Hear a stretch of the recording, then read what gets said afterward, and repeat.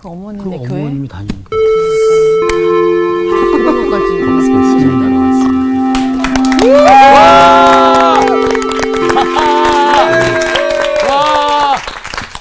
안녕하세요. 안녕하세요. 네.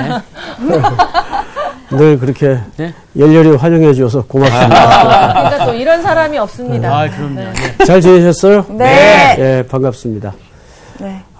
오늘은 어느 분이 복습을 하겠습니까? 접니다. 네. 우리 향기 학생.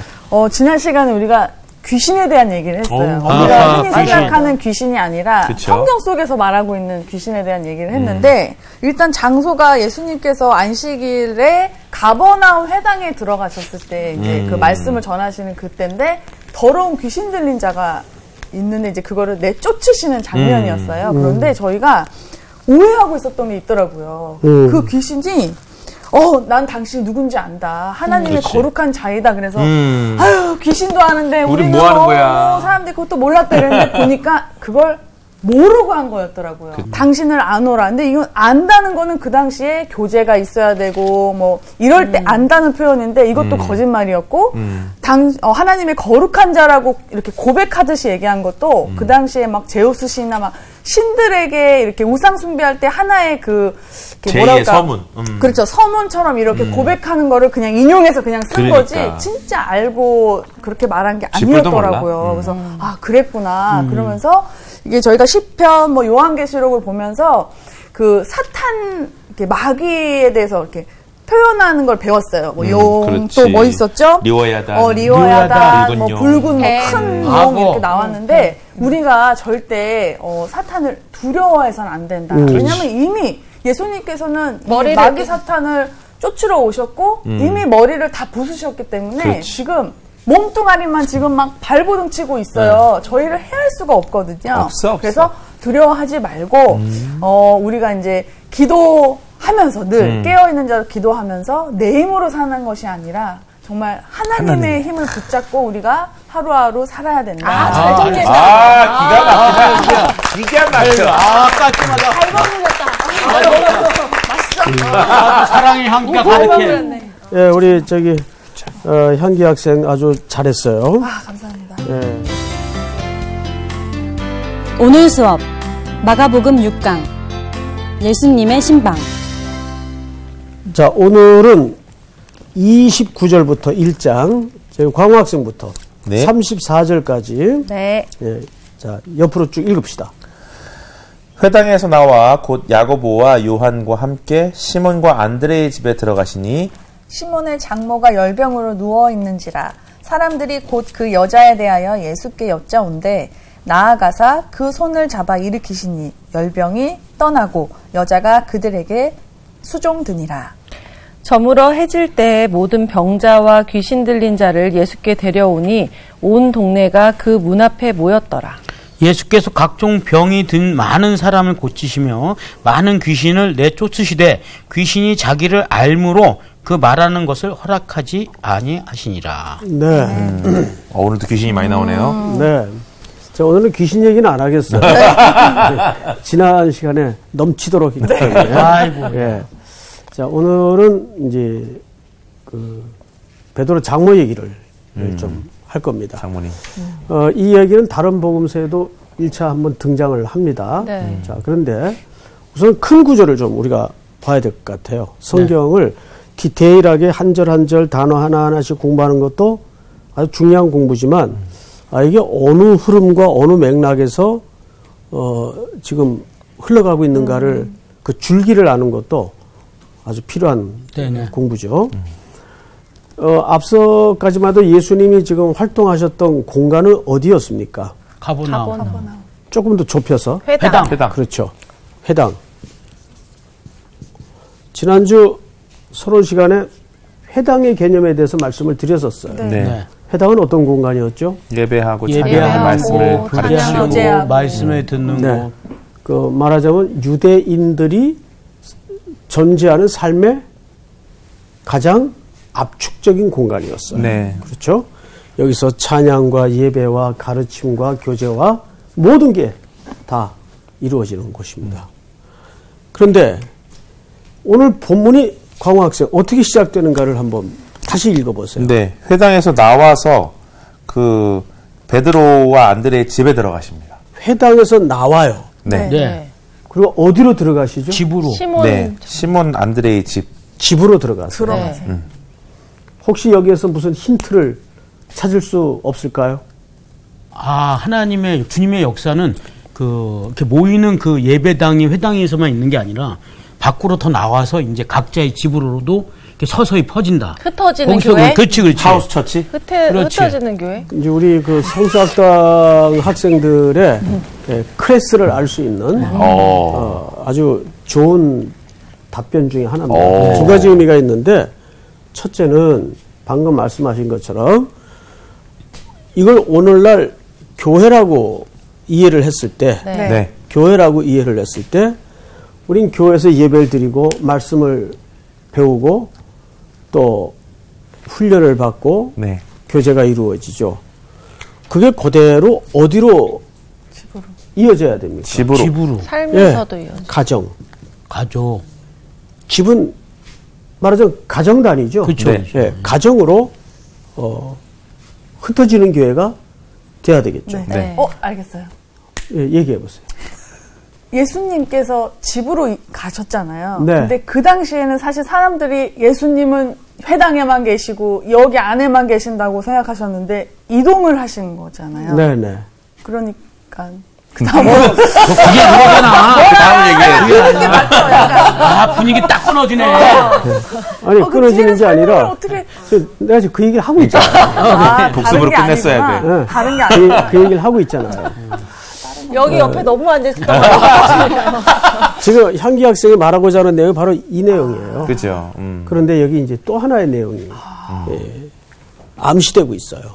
암시적인. 그거를 여러분들이 조금 유추했으면 좋겠어요. 제가 답변을 드리는 것보다도 네.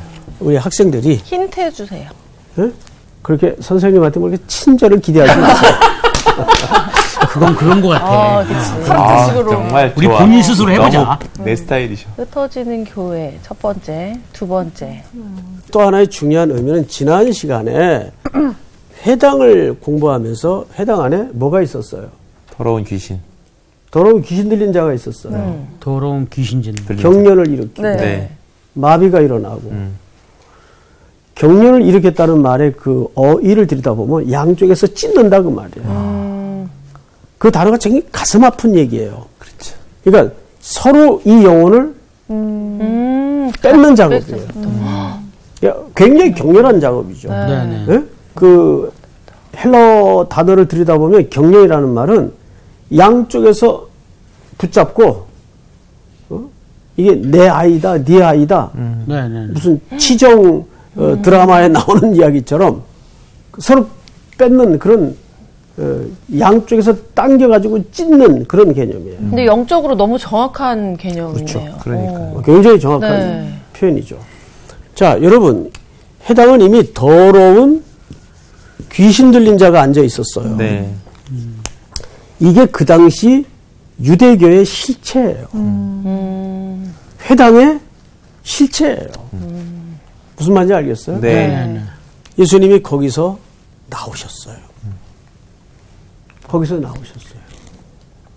그리고 어디로 들어가셨어요? 집으로. 또는 가정으로. 가정으로 들어가셨어요. 그래서 여러분, 이 땅의 교회가 어디에서 시작이 됩니까? 가정에서. 가정에서. 가정에서 시작이 되는 거예요. 이건 굉장히 중요한 영적인 흐름이에요. 이미 유대교는 문을 닫는 과정에 있는 거죠. 회당에서 나오사. 그래서 사복음서를 들여다보면 회당에서 나오셔서 집으로 들어가시는 이 패턴이 계속 나타납니다. 그러니까 이제 우리가 각자가 교회예요. 네. 여러분들이 머무는 곳이 교회예요. 가정교회예요. 교회의 제일 핵심 단위는 가정이에요. 네. 그래서 에베소서에서도 교회를 뭘로 비유를 했죠? 가정 공동체. 네. 그래서 성령 충만을 얘기하면서 첫 번째 그 실천의 현장으로 남편은 아내에게, 아내는 남편에게, 부모는 자녀에게, 자녀는 부모에게. 이게 무슨 단위입니까? 가정. 가족 단위 아니에요. 네. 그 성령 충만의 첫 번째 현장이 이렇게 소개가 되고 있고, 초대교회는 사실상 교회가 어디서부터 시작이 되는 거예요? 가정에서. 고린도 교회 같은 경우에도 브리스길라와 아굴라의 집에서 시작이 되잖아요. 네. 그런 거 보면 우리는 가정 같은 교회, 교회 같은 가정. 이것이 가장 이상적인 추구인데, 교회가 이제 어쩌다 오늘날 이렇게 메가급, 규모가 커지는 단위로 부피가 늘어나다 보니까 보이지 않는 역기능도 굉장히 좀 많아요. 사실은. 예. 그럴수록 우리는 교회 안에 모든 그 소그룹을 더 강화시켜서 교회의 속성을 잃어버리지 않도록 해야 돼요. 네. 이제 그것은 좀 교회론적 차원에서 접근해야 될 문제고, 네. 어쨌든 우리는 여기에서 두 가지를 염두를 해야 됩니다. 회당에서 예수님이 나와서 어디로 들어가셨어요? 집으로 들어가셨어요. 그 말은 이미 회당은 들어오셨어요. 유대교의 상징으로서 이미 그 기능이 다한 거예요. 네. 예. 그래서 예수님이 집으로 사역의 현장을 옮깁니다. 근데 이 집은 여기 누구의 집이라고 유추할 수 있죠? 시몬과 요한의 회당에서 나와 집에. 곧 야고보와 요한과 함께 시몬과 안드레의 집에 들어가시니 나와서 들어가세요. 근데 이 집은 누구의 집인가 하면 장모님. 시몬과 안드레의 집. 베드로의 장모님을 모시고 살아. 집. 그치. 그러니까 여기 장모님이 함께 계셨다고 볼 수가 있는데, 우리 몇 주 전에 그 어부들에 대해서 공부하면서 성경에 예수님께로부터 콜링을 받은 어부들은 그렇게 가난하다고 볼 수가 없는 게 그 어업 속에 종들을 부리고 있었어요.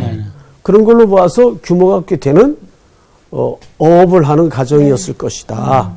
그러니까 이 이야기를 일부러 신학자들이 들춰내는 이유가 있어요. 그러니까 먹고 살 길이 막막해서 쫓은 게 아니란 얘기예요.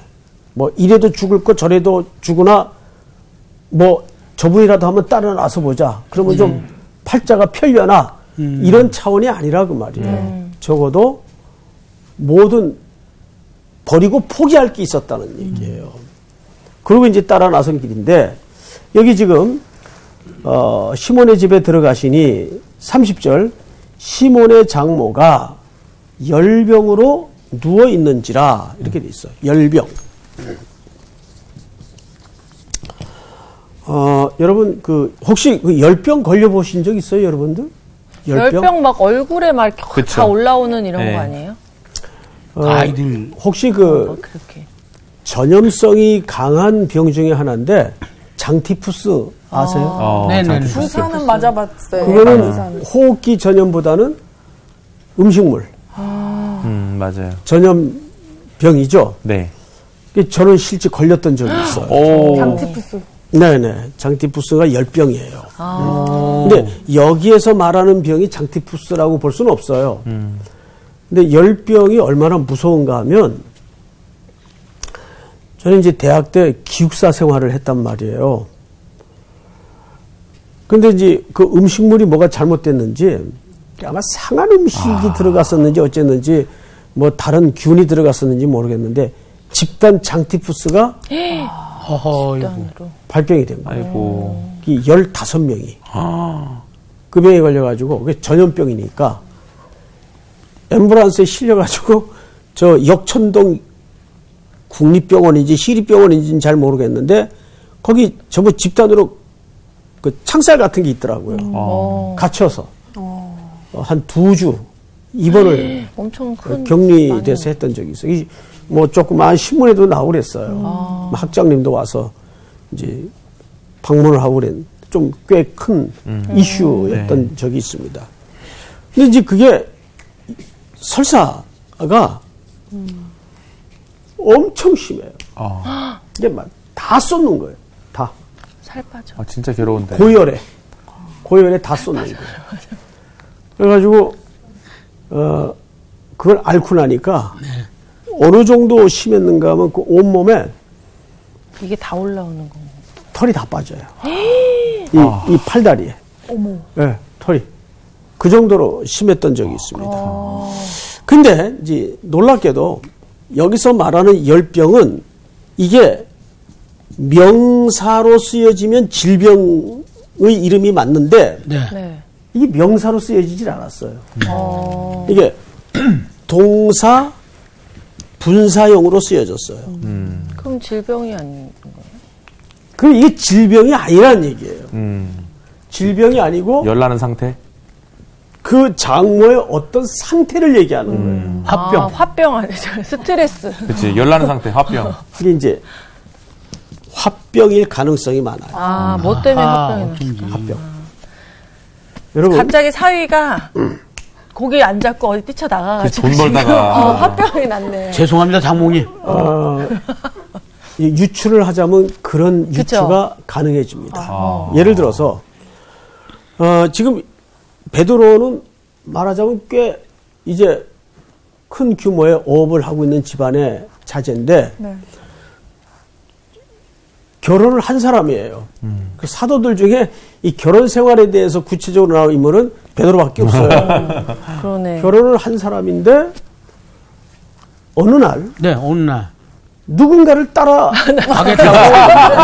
예. 어느 날 어느 날. 모든 걸 버려두고 그분이 오셨어요 하고 쉽게 얘기하면 따라 나선 거예요. 자, 그러면 이런 생각을 해보시라고. 우리 주변에도 그런 목회자들 많죠. 많죠. 예. 명문대 나와가지고 네. 악기 탄탄히 보장되어 있는 친구가 이제 그 결혼을 했겠죠. 근데 어느 날 장모님, 저 아무래도 선교사로 나가기 위해서 신학교 들어가야 될 것 같습니다. 그러면 아내는 아내라고 해서 그렇고 제일 열받을 사람이 누굴 것 같아요? 장모님. 장인 장모님. 장인 장모님이죠. 그러니까 이제 장인은 등장하질 않아요. 그러면 장모님이 화병이 날만 할까요? 안 날까요? 네. 날만 하죠. 네. 그래서 이 동사 분사형이라는 건 뭘까요? 상태를 얘기하는. 누웠다. 벌떡벌떡이라는 거. 확 끌어올리면 아이고. 그거지, 그죠? 아이고. 이해가 돼요, 여러분? 네. 그리고 집에 잘 들어오지도 않고. 소문 들어보니까 어디 막 돌아다니고. 그래서 베드로서를 잘 보세요. 베드로가 뭐라 그랬어요? 네. 기도하는 기도하는 일 외에는 아내와 분방하지 말라 그랬어요. 야. 자기의 뼈아픈 젊은 날에 파워가 있는 거예요. 네? 여러분, 그래서 이게 명사면은 뭐 장티푸스라든지 설사병이라든지 열병이 맞아요. 그게 병인 줄 알았어, 진짜. 나도. 그런데 정확하게 동사 분사형으로 돼 있어요. 분사라는 건 무슨 뜻인가 하면 그래서 반복되는 행동을 얘기하는 거예요. 네? 누웠다, 일어났다, 누웠다, 일어났다. 이놈의 자식이. 내 딸은 어떡하고. 외치셨을 것 같아. 누군지 그 사람 얼굴 좀 보자 막 이랬을 것 같아. 근데 왔어. 근데 얼굴 봤어. 자, 그런데 성경을 잘 보세요. 시몬의 장모가 열병으로 누워 있는지라 사람들이 곧 그 여자에 대하여 예수께 말했어요. 이거 사실 누가 얘기해야 돼요? 베드로. 시몬. 그렇지. 베드로가 얘기해야지. 근데 베드로는 분명히 동석이 돼 있는데 아무 소리 안 하고 있어요. 참아. 주변의 사람들이 지금 이 여자가 왜 이렇게 누워 있는지를 같이. 이해가 돼요, 여러분? 네네네. 그러자 예수님께서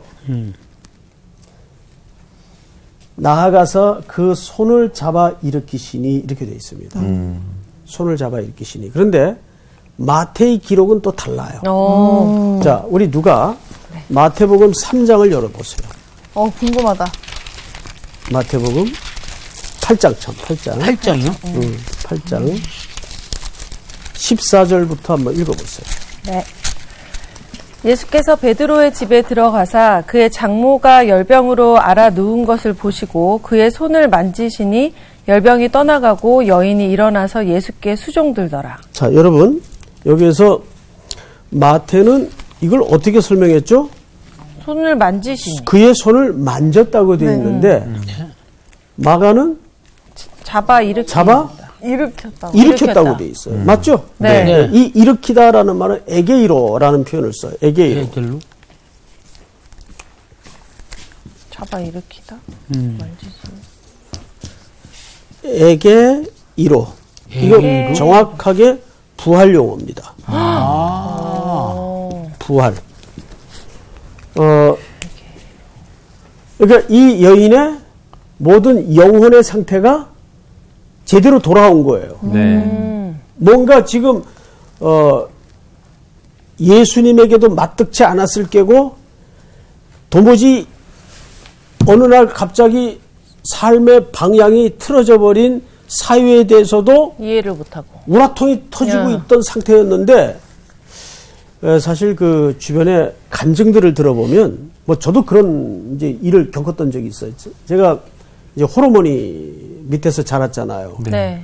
그리고 네 남매 중에 장남이니까 주변에 저희 집안의 그 형편과 고생을 아는 친척들은 전부 저한테 기대를 걸고 있었어요. 네. 빨리 저 녀석이 돈을 벌어야 고등학교라도 졸업해서 어머니 좀 고생을 덜어줘야 될 텐데 이게 이제 한국 땅에서 장남으로 살아가는 숙명이에요. 이게 장남은 잘해야 본전이에요.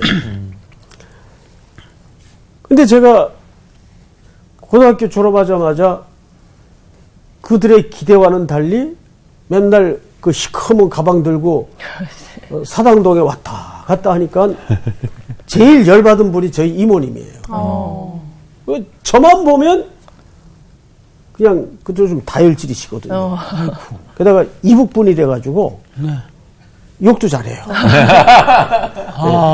저희 어머니하고 좀 비슷해요. 이게 저만 보면 저희 집에 오셔서 저놈의 새끼는 철딱서니 없이 엄마 고생하는 거 저 눈에 들어오지도 않냐고. 저 시커먼 가방 들고 맨날 흔들흔들 왔다 갔다 한다고. 그러니까 당연히 이모님은 신앙이 없으신 분이니까 그렇게 보였을까요? 안 보였을까요? 당연히 보이죠. 그렇게 보이죠. 그 욕도 많이 먹고 야단도 많이 맞았어요. 네가 이놈의 새끼야 돈을 벌어야지. 에? 그러면서 너 그러고 지금 다닐 때냐고. 그러니까 이모님은 속이 터지는 거예요. 그때만 해도 언니가 얼마나 고생한 거라. 그때만 해도 그러니까 이북에서 달랑 두 자매만 피난 오신 분들이거든요. 더 그렇겠다 막. 그러니까 두 분이 굉장히 애틋하시죠. 게다가 저희 어머님도 그때는 썩 제가 가는 길에 대해서 이렇게 흔쾌히 동의가 안 됐던 그 어중간한 시대고. 그러니까 속상하죠. 그러니까 저는 이 장면이 너무 이해가 되는 거예요. 화병이 날만 해요. 합니까 안 합니까? 하죠. 하죠. 당연히 하죠. 그런데 예수님이 이 가정에 들어오신 거예요. 그러니까 베드로는 꿀먹은 벙어리만 가만히 있는데 주변에 동네 사람들을 비롯해서 사람들이 이 여자가 왜 이렇게 누워 있는가 하면 하고 미주알 고주알 지금 설명을 다 한 거예요. 그러자 자 마태는 어떻게 기록을 했다고요? 손을 손을 만지셨어요. 그런데 마가는 뭐라고 기록을 했어요? 잡아 일으켰다. 어느 기록이 맞는 걸까요? 두 번째. 둘 다 맞는 거. 그 하나는 틀렸다는 말이에요. 그 생각은 못했는데. 죄송합니다. 3번. 어이가 없네. 둘 다 맞죠. 네. 각각 다른 장면을 포착한 거예요. 네. 사실. 마태가 본 장면은 예수님이 부드럽게 터치하시는 장면을 기록했고 마가는 그것을 마지막에 잡아 일으키는 장면을 기록한 거예요. 여기 마태가 기록한 대로 손을 만지시더니라는 말은 따뜻하고 사랑과 은총을 담아서 어루만지는 상태를 얘기합니다. 그러니까 위로죠. 네네. 격려하는 거죠. 용기를 주는 거죠. 그리고 마지막에는 마가는 무슨 장면을 포착한 거예요? 잡아 에게이로. 네. 바로 부활. 에 표현되는 용어를 쓴 거예요. 일으키는 거예요. 여러분 이제 제 푸사에 보면은 헬라 말로 혹시 제 푸사에 들어와 본 적 있나요? 없죠? 제 푸사에 보면 헬라 말로 뭐라고 써놨는지 모르시죠? 죽도록 충성 아닙니까? 아, 그거 바뀌셔가지고 옛날에 몇 년 전이다. 그거만 그거 기억하고 바뀐 지가 언제죠? 언젠데요? 예, 제 프로필 글자에 이렇게 썼어요. 헬라 말로 달리다굼. 달리다굼. 예, 달리다굼이라는 말은 예. 아람어인데 이런 뜻입니다. 소녀야 일어나라. 네. 그 말은 죽었던 어린 소녀를 예수님이 일으키시는 그 장면이죠. 네. 그러니까 그렇게 나약하고 병든 세상을 예수님이 일으키신다고 말해요. 근데 그 달리다굼 그 표현이 정확한 그 배경음악을 깔면 이런 뜻입니다. 네. 그 성경에도 배경음악이 있다는 걸 눈치채야 돼요. 아침에 어머니가 사랑하는 자녀를 조용하고 나직하고 부드러운 목소리로 깨우는 태도를 얘기해요. 그러니까 이런 거죠. 수희야, 일어나야지. 그런 목소리 들어본 적이 없어. 일어나! 야, 이제 몇 시인데 아직까지 자냐? 왜 이렇게 보통 그런 목소리를 못 듣죠. 네. 일반 엄마들은 네. 너 지금 몇 시인데 왜 자빠서 자냐? 그렇죠. 네. 되게 이제 그런 소리를 우리는 듣고 그렇죠. 자랐죠. 그렇죠. 네. 근데 그 소리는 아침에 사랑하는 자녀를 부모가 부드럽고 나직한 음성으로 사랑을 담아 깨우는 음성을 얘기하는 거예요. 달리다굼. 굉장히 중요한 표현이에요. 달리다굼. 우리는 이 병들고 공고하고 약한 세상을 향해서 그런 역할로 부름을 받는 거예요. 달리다굼. 이게 참 겸손하신 표현이에요. 사랑스러운 표현이에요. 그렇죠. 마치 그거와 같이 여기에 지금 손을 만지신 다음에 어루만지신 다음에 잡아 일으키는 거예요. 자, 여러분, 그러자 장모의 태도가 바뀌었어요. 갑자기 바뀝니다. 예수님의 온기를 경험하면서 목소리 반하신 거예요. 갑자기 바뀝니다. 어떻게 바뀌는가를 보십시다. 나아가사 그 손을 잡아 일으키시니 31절입니다.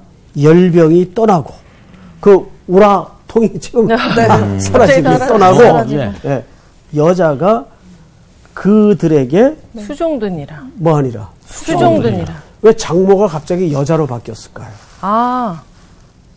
이런 거를 놓치고 지나가면은 성경을 절반밖에 못 읽는 거예요. 그러네. 그 장모가 그래도 여기 지금 문맥상 누가 못 알아들을 사람이 있어요. 그런데 여자가 이제는 더 이상 우라통이 담아진 장모의 마음이 아니고 온전히 예수님을 이제는 숭고히 따르며 섬기고자 하는 제자로 선 거예요. 이제는 이 여인은. 이런 그리고 단어 하나하나가 이런 의미가. 그럼요. 수종드니라. 수종든다는 말에서 디아코니아. 즉 섬긴다는 표현이 여기서 생성이 되고 집사의 어원이 여기서 만들어지죠. 수종들다. 수종들다. 네, 집사. 잘 아시죠? 네네. 디아콘. 자, 여러분. 자, 그러면 우리는 이 짤막한 에피소드를 통해서 저는 오늘 한 사람의 이야기를 좀 소개하고 강의를 좀 마칠까 합니다.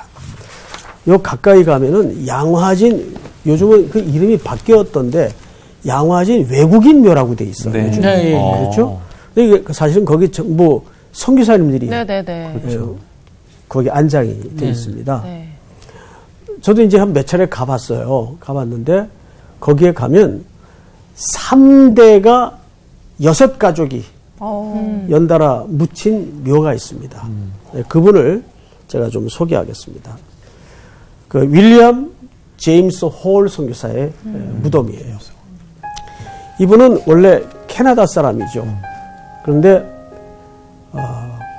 가난한 빈민을 위해서 선교하겠다는 마음으로 의대 지원을 해요. 네. 그 의대를 미국으로 건너와서 어느 대학에 입학을 하게 되냐 하면 뉴욕 퀸즈 대학의 의대에 입학을 하게 됩니다. 그래서 거기서 실습을 나가게 되죠. 병원 실습을. 나갔다가 누구를 만나는가 하면 펜실베니아 의과대학 재학 중이었던 로제타라는 여인을 만나게 돼요. 로제타. 근데 결혼해. 이 둘이가 썸이 이루어지고 사랑이 싹 듭니다. 어허이. 근데 사랑한 만큼 아픔이 생겨요. 아이고. 이 윌리엄 제임스 홀은 중국으로 선교 가기를 원했어요. 근데 이 병원 실습에서 만난 펜실베니아 출신의 그 로제타는 의과대학에 들어간 이유가 극동의 어느 이름 모를 조그만 나라에 조선을 얘기하는 거예요. 여의사가 한 명도 없이 있다는 깜깜한 소식을 듣게 되고 많은 여인들이 전부 그때는 의사래 남자들이니까 진료조차 못 받고 죽어간다는 소식을 듣고 내가 의사가 되어서 그 땅에 선교사로 떠나야 되겠다. 그러니까 둘은 약혼을 했는데 신랑은 중국으로 가기를 원했고 신부는 조선 땅으로 가기를 원했던 거예요. 이런 비극이 어디 있어요? 결국은 약혼을 한 채 신랑은 중국 땅으로 아이고. 로제타는 조선 땅으로 오게 됩니다. 그런데 그 땅에 머물면서 중국 땅에서 선교를 하다가 로제타를 너무너무 그리워한 나머지 예. 이 윌리엄 제임스 홀이 선교 본부에다가 청원을 내요. 나를 조선 땅에 발령을 해 주십시오. 해서 이 윌리엄 제임스 홀이 조선 땅으로 건너와요. 그래서 거기서 결혼을 합니다. 그러니까 약혼과 결혼이 각각 다른 나라에서 이루어진 겁니다.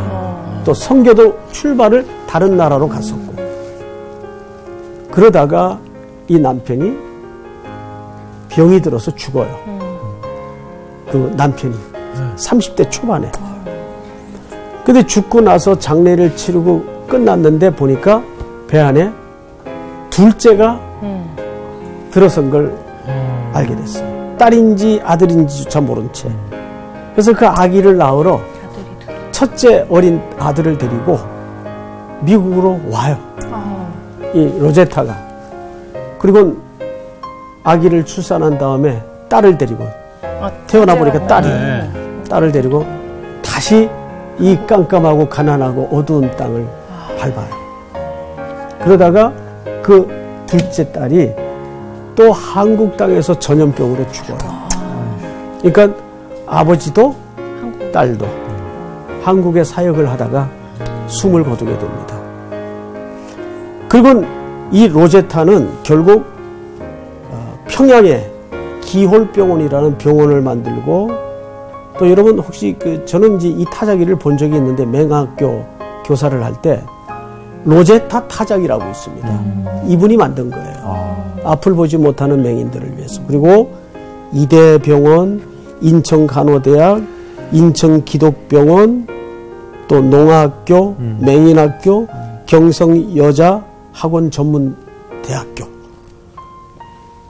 이런 많은 의료기관들을 이 로제타 여사가 설립을 하고 또 직간접적으로 관여를 하게 되죠. 그래서 이 가족은 모두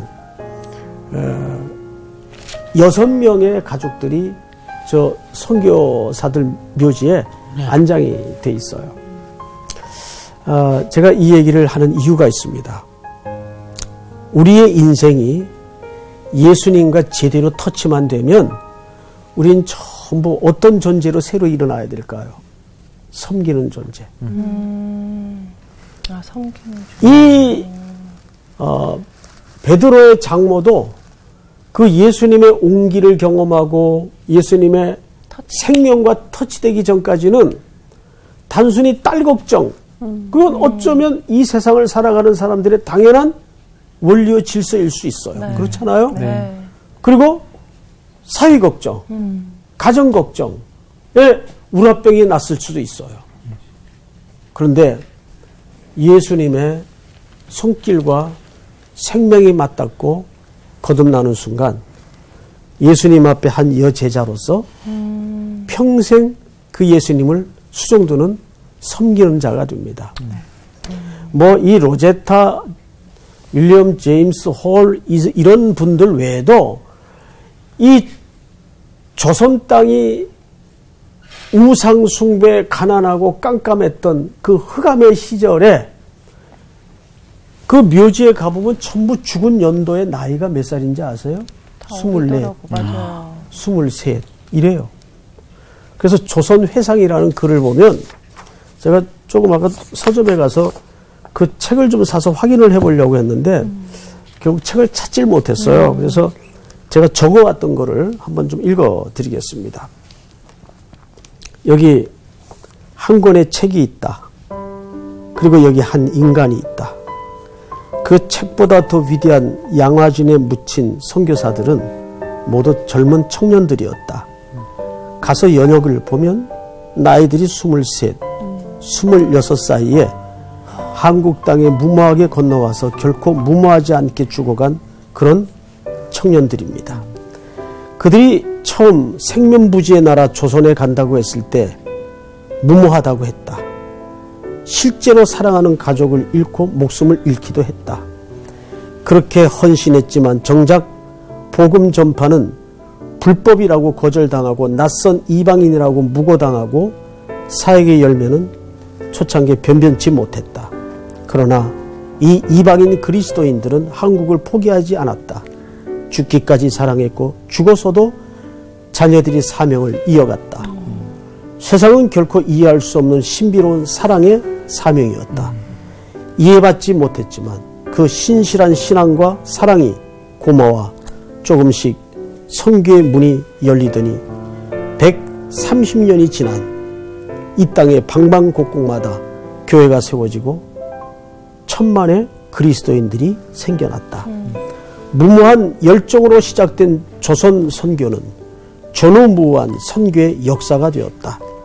한국의 그리스도인으로서 양화진에 묻힌 선교사들과 그 가족들에게 갚을 수 없는 큰 빚을 졌다. 한국의 그리스도인들은 이제 죽도록 사랑하지 않으면 모두 죄인이 되었다. 이 말이 참 묵직한 부담감으로 자리 잡습니다. 마지막 한 문장만 읽고 마치겠습니다. 한국의 그리스도인들은 이제 죽도록 사랑하지 않으면 모두 죄인이 되었다.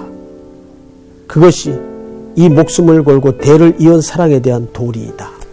여러분, 우리는 베드로의 장모처럼 예수님의 온기와 생명을 경험했다면 이제는 수종드는 자, 섬기는 자로 또 일상에서 살아내는 깊은 복을 누릴 수 있는 우리 시청자들과 여러분들이 되기를 간곡히 소원합니다. 네. 감사합니다. 감사합니다.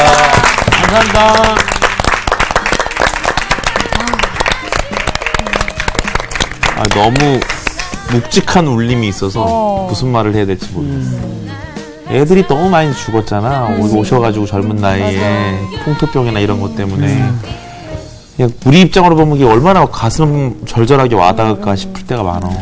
우리 아이들이. 그러니까 그런 피가 있었기 때문에 그치. 우리가 지금 이렇게 마음껏 또 예배할 수 있고 이런 세상에 살고 있는 건데 그만큼 우리가 그런 마음으로 진짜 이제 아까 얘기하신 것처럼 섬김의 삶을 진짜 우리가 그들처럼 할 수 없지만 삶에서 조금이라도 섬길 수 있는 일들을 찾아보는 것도 좋을 것 같아요. 네. 오늘 다시 한번 다짐했습니다. 선교를 더 많이 하기로. 죽도록 사랑하라는 말이 굉장히 마음에 와닿네. 사랑해 주십시오. 그럼요. 예. 우리 다 같이 선교 좀 많이 하면 좋겠어요. 성서학당 같이 함께해서 그런 그림들을 노래 만들고 춤 만들고 오지 찾아가고 이런 일들도 우리가 많이 하면 좋겠어요. 그러니까 이 섬김이 뭔가 우리가 대단해서 뭐 하는 게 섬기는 게 아니잖아요. 맞아. 근데 어떻게 보면 때로는 하나님한테 그 섞일 수 있는 마음을 달라고도 저희가 또 맞아. 기도하는 그것도 것도 중요한 것 같아요. 어떤 거? 한 주간 대충 사랑하지 말고 죽도록 사랑합시다. 죽도록 사랑해. 네. 네. 형 죽도록 사랑해요. 그래, 나도 네. 죽어. 나갑시다.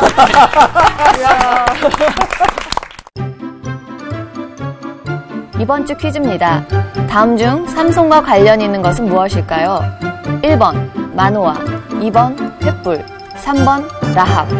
정답을 아시는 분은 CBS 성서학당 홈페이지에 정답을 올려주시거나 우편으로 보내주시면 됩니다. 선정되신 분들에게는 대한성서공회에서 발행한 성경 통독을 위한 최고의 자습서 성경 2.0, 세상을 바꾸는 복음 매거진 크리스티애너티 투데이 1년 정기 구독권, 성서학당 선생님들의 저서 중 하나를 드립니다.